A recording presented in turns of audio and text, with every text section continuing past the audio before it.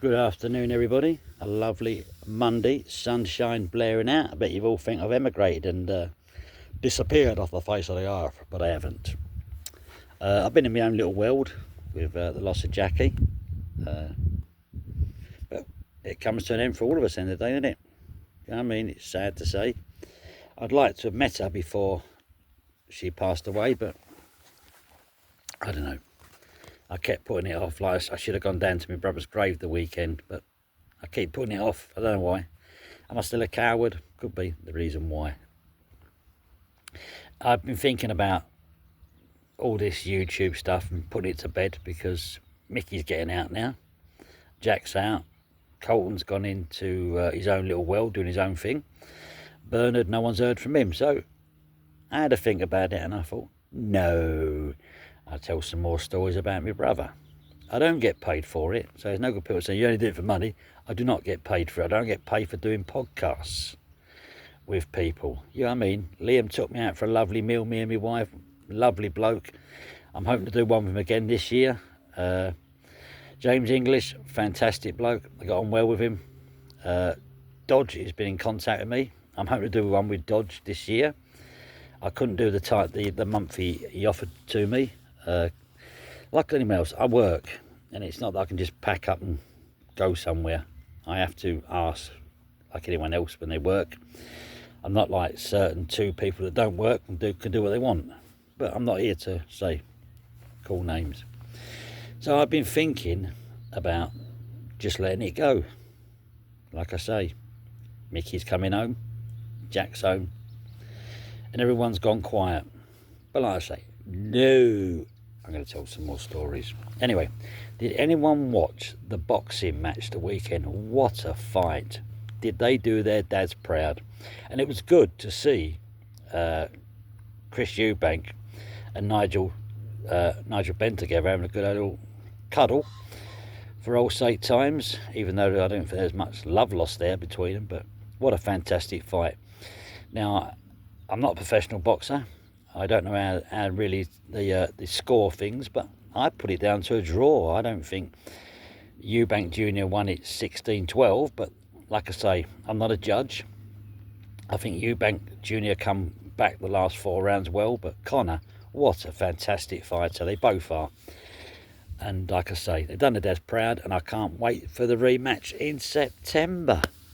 Let's get on to it. I'm hoping I'll be able to go to that one when I get a bit more overtime in and get down there and watch it live instead of paying £20 on telly to watch it. But I felt I was there. Telly's quite big. The crowd were fantastic.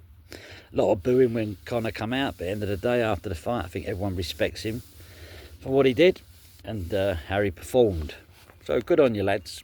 Anyway, there is a rumour going around that Mickey could be getting a fantastic result. I'm not going to talk about it. It's not my business to talk about it. If it's true, and I am pleased in every way, and I hope he gets everything he fucking deserves from it. But we're never going to get to the bottom. It's never going to be reopened. The police are so corrupt, it's unbelievable, Essex Police. I stand by my guns, and I'll always well say it, that Essex Police are deeply involved in the killings of those 3. I don't care what anyone says. The reason why I say it is because when I was pulled in by Jack Bowler and asked a few questions, just minor, because I wasn't pulled in for the murders or that sort of thing. I just shown some photos of people and asked, you know, did I have any idea who was involved? And I didn't. And if I did, I couldn't say it because I have found my own. So sometimes you have to keep your gob shut, even though I've been blabbing a little bit, which is understandable. People want the truth, so we're going to try and get the truth. But what Jack said to me was when I come out of the police station, and I'll always remember it, sorry, Brian, it had to be done. Now, a copper don't say that for no reason, does he? So I'm definitely convinced that Essex Police had a big part in their loss of their lives. And I'll stand by that. I will stand up at the police station and say it, and I'll stand up in the fucking court and say it. They are bent, corrupt people. Probably changed now, but back then they were dodgy. Gary Duckrell, dodgy copper, dodgy drug squad officer. Always didn't mind taking a backhander. Jack Bowler, he wasn't frightened of taking a £2 grand payment every month for information. So it's always swings and roundabouts. And yes, I did shop your brother. And a lot of people, well, I wouldn't say a lot, on Liam's podcast, the kindness from messages I got were fantastic from people, and about 1%, probably less than that, made a few remarks, grass and all this lot.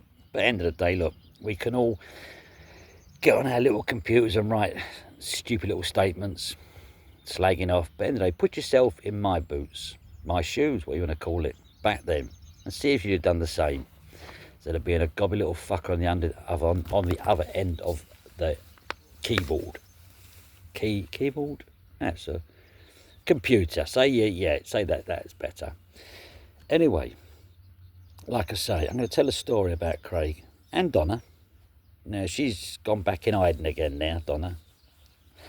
I think she's been advised to. My mum is actually moving again. I think someone's found her and she's being moved. Four times she's changed houses. Fucking hell. Her age now, and her simmer frame, going to the removal van, putting her go-kart in there. Good on you, girl. Don't let anyone know where you go this time, Lorraine. Keep your gob shut to get on with your life. So we're going to go back now some years. Not a lot of years. But Craig was friends with Tony when this happened. And I got a knock on me flat door about 3 in the morning.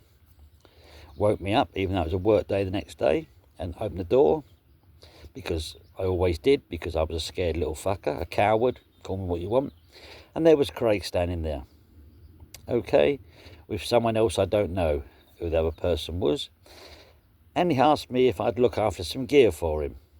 Not drugs, just some gear. And I said no problem at all. Well, I had to go downstairs and help him. And they actually nicked a big, huge van, I can remember. And in the van was a load of boxes. Boxes after boxes after boxes. And we had to load all these boxes into the spare room of my flat. I didn't ask what was in the boxes. It wasn't my place to ask. It wasn't my place to question Craig. I'd asked him why he brought them to me. But what was in the boxes was Easter eggs. He'd actually stolen a van full of Easter eggs. And the Easter eggs belonged, well, if you go to the bottom of Beanbridge, there's a Londy's shop there. And it used to be an English people, then it turned to an Asian family, if I can remember rightly. And he nicked their van full of Easter eggs and other bits and bobs. So yes, I had a flat full of boxes of Easter eggs. Nothing I could say. I didn't even have an egg. But there for about a week, then they were shipped on.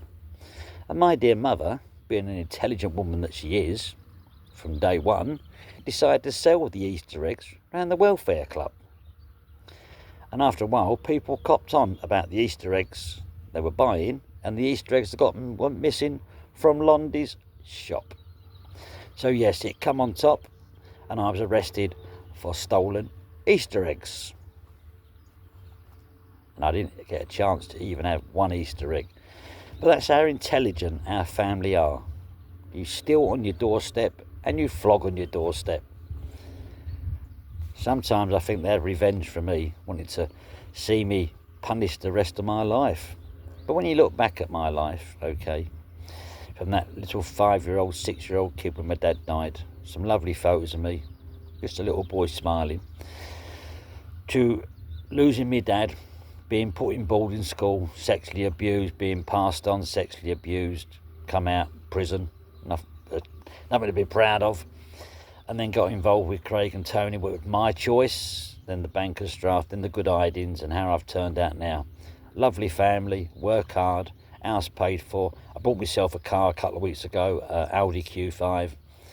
So I'm doing well for myself. But like I say, I don't get paid for my podcasts or my videos. It's not about money. I am in negotiation, talks, we're going to call it, with Netflix. If something does come of it about Craig's life story, it's with a solicitor at the minute, and then I will donate the money to the children of the three that are dead. You've heard me say it here, and I will stick to my guns. So it will go to Tony's son. I think Pat Tate's had a son, and Craig's daughter.